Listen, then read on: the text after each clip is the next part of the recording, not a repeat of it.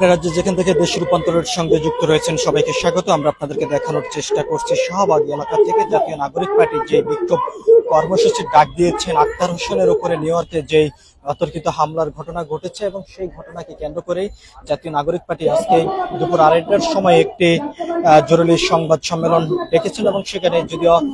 জাতীয় নাগরিক পার্টির আহ্বায়ক কথা বলেছেন নাহিদ ইসলাম, তিনি যেমনটি অভিযোগ করেছেন যে যারা সরকারের দায়িত্ব রয়েছেন এবং যারা নিরাপত্তার দায়িত্ব রয়েছেন তাদের ব্যর্থতা রয়েছে কিনা সেই বিষয়টি খতিয়ে দেখার জন্য কিন্তু তিনি আহ্বান করেছেন বর্তমান অন্তর্বর্তীকালীন সরকারের কাছে। এবং তিনি আরো যেমনটি বলেছেন যে বিগত 1 বছর পর্যন্ত জাতীয় নাগরিক পার্টির নেতাকর্মীদের উপরে বিভিন্ন স্থান থেকে অতর্কিত হামলা চালানো হচ্ছে, তবে আওয়ামী লীগের বিভিন্ন নেতাকর্মীরা এখনো বিভিন্ন স্থানে ঘাপটি মেরে বসে দেশের ভিতরে অস্থিরতাশীল তৈরি করার জন্য চেষ্টা চালিয়ে যাচ্ছেন এমনটি কিন্তু তিনি বলেছেন। এবং তিনি যেমনটি বলেছেন যে জাতীয় নাগরিক পার্টির যে সদস্য সচিব আক্তার হোসেনের উপরে যে হামলার ঘটনাটি ঘটেছে এটি খুবই ন্যাক্কারজনক ঘটনা এমনটি কিন্তু তিনি বলেছেন। এবং তিনি আরো যেমনটি বলেছেন যে কোনোভাবেই জাতীয় নাগরিক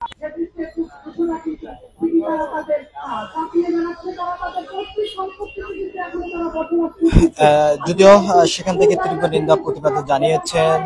জাতীয় নাগরিক পার্টির আহ্বায়ক যে নাহিদ ইসলাম। এবং তিনি যেমনটি বলেছেন জাতীয় নাগরিক পার্টির নেতাকর্মীদের উপরেই অতর্কিতভাবে হামলার ঘটনার সঙ্গে যারা জড়িত রয়েছেন সবাইকে বিচারের আওতায় নিয়ে আসতে হবে এবং সবার নাম ঠিকানা প্রকাশ করতে হবে এমনটি কিন্তু তিনি জানিয়েছেন। এবং তিনি আরো যেমনটি বলেছেন বিভিন্ন সময় বিভিন্ন স্থান থেকে জাতীয় নাগরিক পার্টির বিভিন্ন নেতাকর্মীদের উপরে যে হামলার ঘটনা একের পর এক ঘটে চলছে কাউকে এখনো পর্যন্ত বিচারের আওতায় নিয়ে এসেই বিচারের কার্যক্রম সম্পূর্ণ করা হচ্ছে না। এবং তার পাশাপাশি তিনি আরো যেমনটি অভিযোগ করে বলেছেন যে যারা এই হামলার সঙ্গে জড়িত রয়েছেন তাদের আইডেন্টি এখনো পর্যন্ত প্রকাশ করছেন না বর্তমান সরকার এমনটি কিন্তু তিনি অভিযোগ করে বলেছেন। এবং তারা যেমনটি আরো অভিযোগ করে বলেছেন গণহত্যার সঙ্গে যারা জড়িত রয়েছেন তাদেরকে এখনো পর্যন্ত সরকার পরিপূর্ণভাবে আইনের আওতায় নিয়ে আসতে ব্যর্থ হয়েছে এমনটি কিন্তু তিনি অভিযোগ করে বলেছেন। এবং সেখান থেকে তিনি আরো যেমনটি বলেছেন যে আজকে জাতীয় নাগরিক পার্টির বিকাল 4টার সময় শাহবাগ এলাকায় একটি বিক্ষোভ কর্মসূচি ডাক দিয়েছেন এবং সেখান থেকেই সারা বাংলাদেশে একই সময় বিক্ষোভ কর্মসূচি ডাক দিয়েছেন জাতীয় পার্টির নেতাকর্মীরা জাতীয় নাগরিক পার্টির নেতাকর্মীরা এমনটি কিন্তু তিনি বলেছেন। আমরা আপনাদেরকে আরো একটি বিষয়টা জানিয়ে রাখতে চাই যে তিনি যেমনটি বলেছেন যে জাতীয় নাগরিক পার্টির নেতাকর্মীদের উপরে যেই অতর্কিত হামলার ঘটনাটি ঘটেছে নিউ ইয়র্কে সেখানে যারা নিরাপত্তার দায়িত্ব রয়েছেন তাদের অবহেলা দায়িত্ব পরিপূর্ণভাবে করেননি এমন অভিযোগ কিন্তু সেখান থেকে তিনি করেছেন। এবং আরো যেমনটি বলেছেন যে বিভিন্ন স্থান থেকে আওয়ামী লীগের নেতাকর্মীরা সবসময় চেষ্টা চালিয়ে যাচ্ছেন জাতীয় নাগরিক পার্টির নেতাকর্মীদের উপরে হামলা চালানোর এমনটি অভিযোগ করে তিনি বলেছেন। আমরা আপনাদেরকে জানিয়ে রাখতে চাই শাহবাগ এলাকায় বিকাল 4টার সময়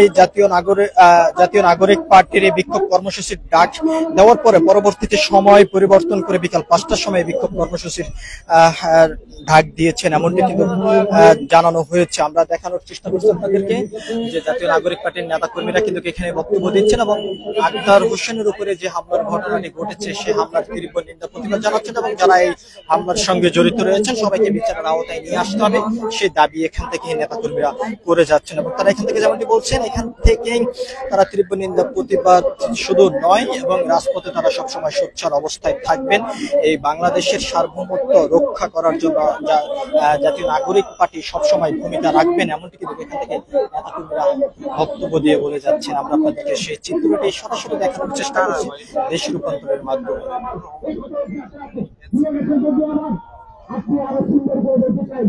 আপনারা 21 বছর পরে হত্যাকারীদের দেখেছিলেন 1992 আবার 19